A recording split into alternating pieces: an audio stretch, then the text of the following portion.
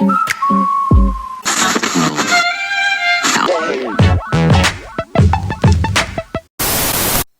everyone, and welcome to Lazy Lion. According to this month's horoscope, your lucky color is black.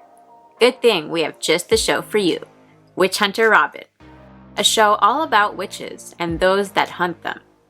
Now, before you jump on Team Witch here, there are some things you ought to know. Like, these witches aren't your typical witches most audiences might be used to. No cauldrons or pointy hats, or even a trace of a black cat here. These witches are more like fallen gods who have been cursed with the inability to control their powers once they've awoken. Unlocking all that power at once can lead to some serious power tripping. No, seriously, one witch literally trips people with his newfound powers. On the other hand, most tend to use their powers for more heinous crimes. Obviously, if the public ever found out about the true nature behind these crimes, there would be mass panic, especially if they found out that anyone around them could potentially awaken and acquire powers. Cue mobs with torches and pitchforks. To keep things in check, a secret organization known as Solomon works from the shadows to deal with these unexplainable and supernatural crimes. Now, another thing to know is that since these witches were formerly gods and not beings that just acquired or were gifted power, witchcraft is passed down through genetics, which allows Solomon to create a sort of database of witches and their descendants who are referred to as seeds. This helps Solomon in monitoring who has the potential to awaken.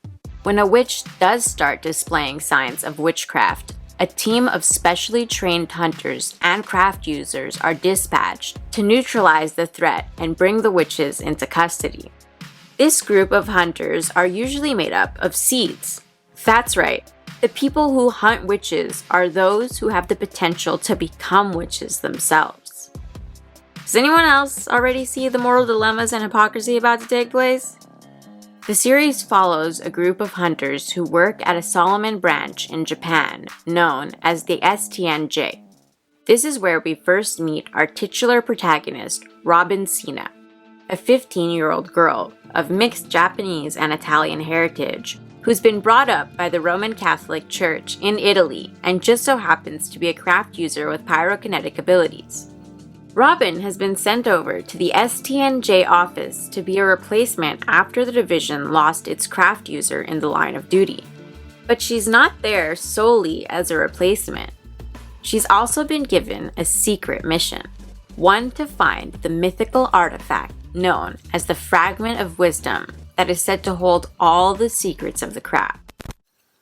What's the difference between witches and craft users? Well, nothing really. The only thing that determines whether you're on the hit list or not is if Solomon believes they still have a use for you, which answers the question, why would seeds voluntarily work to hunt those of their own kind? But options like kill or be killed don't feel like much of an option when you're given the choice. During her time at the STNJ, we see that Robin has an increasingly difficult time not empathizing with her targets, realizing there isn't much difference between them, and that it's only a matter of time before she too becomes a target herself. Which leads us to the irony of Robin's craft, pyrokinesis. Robin is quite literally a witch burning other witches. If that epiphany doesn't mess with your psyche, well, to put it kindly, then you're a monster! In their pursuit of eradicating witchcraft, Solomon is ironically guilty of exacerbating the problem, creating this never-ending cycle.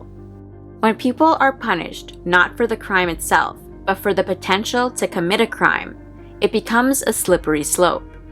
And if you've watched the anime Psycho-Pass, which tackles this theme, then you'll know just how flawed that course of thinking can be.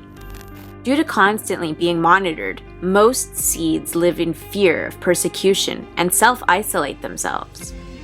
So, is it really any surprise that when they become witches, their weakened mental health allows them to be corrupted by their own power? as the show progresses, it becomes harder to tell just which side you should be rooting for. Robin's got style. Even if you don't like Robin, which we do, you've got to admit, the girl's got style. I mean, look at her incredible fashion. From the seamless combination of her European dress with its gothic flair to her cool long trench coat, to her gravity-defying hair. One word, iconic! Kumiko Takahashi, the character designer from Witch Hunter Robin, is famously known for doing the character designs for Cardcaptor Sakura and Ouran High School Host Club, two shows that have very different aesthetic styles from that of Witch Hunter Robin, which tends to look more realistic, from its proportions and colors to the character's clothing and hair. Even Robin's trademark hairstyle, which looks complex, isn't out of the realms of reality, since we visually see how she puts it together every morning. The secret? Lots of bobby pins and ribbon, folks. Takahashi did an excellent job of creating a cast of characters that looked and felt real. We're already dealing with the supernatural, so having that realistic style helped ground the story and make it more believable. And it all contrasted nicely against the more gritty CGI backgrounds. Why the gothic aesthetic, though? Other than to help add to the dark and mysterious vibes of the show, the gothic aesthetic, just like Robin's Vespa, was probably used to remind the audience that Robin was raised in Italy and that she has ties to the Roman Catholic Church. This is a show about witches, so it's no surprise that there would be some religious undertones. Witches were historically heavily persecuted during times of religious turmoil, after all. The show also features elements from Gothic literature, which by nature must at all times include a Byronic hero. And Amon did not disappoint as the stoically taciturn leader of the STNJ Hunter unit. We were also quite fond of the rest of the cast. Now, can we just take a moment to thank whoever made the decision to cast Johnny Young Bosch as the voice of Haruto Sakaki? It doesn't beat Kaneda on his iconic bike, but thank you! Another thing we'd be remiss not to talk about is the music. Taku Iwasaki composed a compellingly eerie and edgy soundtrack which helped add to the show's occult vibe perfectly. But we have to say that the real MVP of this series is the artist Bana, who gave us both the incredible opening track, Shell, with the equally beautiful closing track, Half Pain. So, do we think you should watch Witch Hunter Robin? Do you even need to ask? Some might complain that the show is slow to start, but we feel that it's definitely worth the wait. And if you like animes like Blood the Last Vampire and Psycho-Pass, or even Ergo Proxy, which happens to share the same director, Suko Murase, then you're likely to enjoy Witch Hunter Robin as well. It's available both in Japanese and English dub over on Funimation. Now, Halloween is almost here. So does anyone have any spooky occult anime that they think merits checking out? Let us know in the comments below. So, with that in mind, give this occult anime a shot. If you enjoyed this video and would like to see more like it, don't forget to like and subscribe to this channel. Thanks for watching and stay obsessed.